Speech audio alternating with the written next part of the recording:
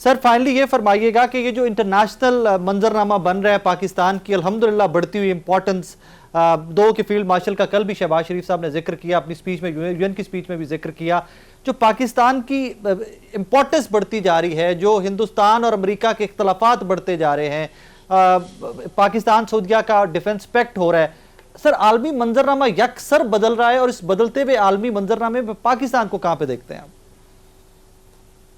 इस सारी चीज़ को मैंने कोशिश की थी कूजे में दरिया बंद करने की, अपनी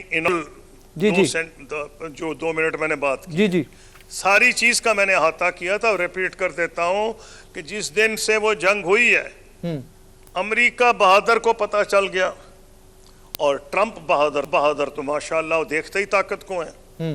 अमेरिका बहादुर भी ताकत देखता है, चाहे कोई भी एडमिनिस्ट्रेशन हो।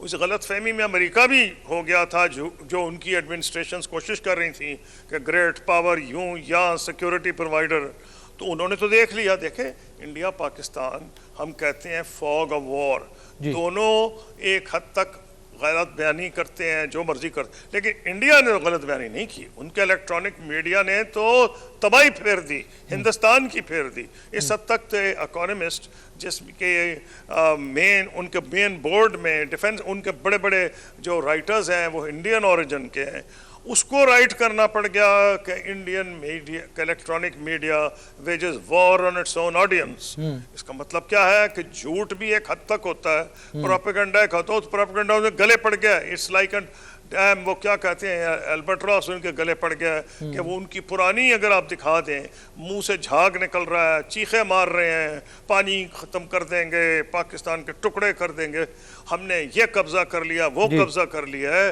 तो शर्म उनको आनी चाहिए। हाँ एक बंदा है उसने माफ़ी मांग ली इंडियन टेलीविज़न पे, लेकिन मुझे उससे ज़्यादा तवक्को थी। बाकी तो जितने अमेरिकन जो इंडिया टीवी के क्रेडिबल लोग थे वो निकाल दिए गए इंडियन टेलीविज़न में। सब जो मोदी साहब के अमीर दोस्त हैं जिन्होंने ख़रीद लिए हैं चैनल्स, और उन्होंने हिंदुत्व के जो प्रचारक हैं उनको कंट्रोल कर दिया है। वो कोई भी जर्नलिस्ट नहीं है, लेकिन वो जिस तरह तकरीरें करते हैं, मैंने तो नहीं पाकिस्तान के किसी, मैंने चाहे आप वो पता होता मुझे कि ये बंदा प्रो पीटीआई है, ये प्रो पीएमएलएन है, ये प्रो पीपीपी, ये हमें सबको पता है, लेकिन उनको पागलों वाली तकरीर नहीं करता पाकिस्तान टेलीविजन पे आके आ जाएंगे तबाह कर देंगे, जिस किस्म का वो कर रहे थे। तो एक तो ये इंडिया में जो मुसीबत अब उनको पड़ गई है कि उनका भांडा फूट गया है। अमेरिका को पता, और सबसे ज्यादा ताकत को पहचानते हैं प्रेसिडेंट ट्रंप। शायद दूसरी इंतजामिया होती तो उनको नजर आ गया वो कभी हम पाकिस्तान, तो अजीब बेवकूफ़ है ये जो पुरानी एडमिनिस्ट्रेशन है कि उन्होंने पाकिस्तान से कतई ताल्लुक कर दिया। और फिर तुम्हें अफगानिस्तान में मार पड़ी, गलतियां तुम्हारी थी, वो पाकिस्तान की तो नहीं थी। बाइडन साहब ने पाकिस्तान को, प्रेसिडेंट बाइडन ने पाकिस्तान को ब्लेम किया और ये नहीं देखा कि उनकी अपनी सीगार की रिपोर्ट्स जो है उनकी अपनी थी, वो उनको ब्लेम कर रही थी कि क्या गलतियां थी अमेरिका की जिसकी वजह से उसको अफगानिस्तान में यह हजीमत उठानी पड़ी। सारा मलबा हमारे गले डाल दिया। ठीक है, हमसे भी गलतियां हुई होंगी, लेकिन 90% तो उनसे हुई हैं। तो इसमें उनको ट्रंप साहब को समझ आ गई कि भाई हमको तो ज़रूरत किस एरिया में है, देख लें, मैं बता देता हूँ।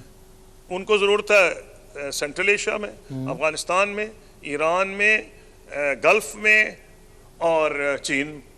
और भाई इनमें इंडिया का क्या रोल है? पाकिस्तान सेंट्रल फिगर है। इसीलिए तारीखी तौर पे सारी अमेरिकन एडमिनिस्ट्रेशंस पाकिस्तान से अच्छे ताल्लुकात बना के रखती थी, और सऊदी अरब के साथ हमारे पुराने ताल्लुकात 60 साल से डिफेंस के ताल्लुकात हैं। उनको ये पता है हिंदुस्तान कुछ खाक उनकी डिफेंड करेगा, वो तो हमलावरों में शामिल हो जाएगा जितना वो इसराइल को उन्होंने सपोर्ट किया। अमेरिका बेचारा चाहे भी तो नहीं कर सकता, इतना वो मरहून मिन्नत है इसराइली लॉबी का।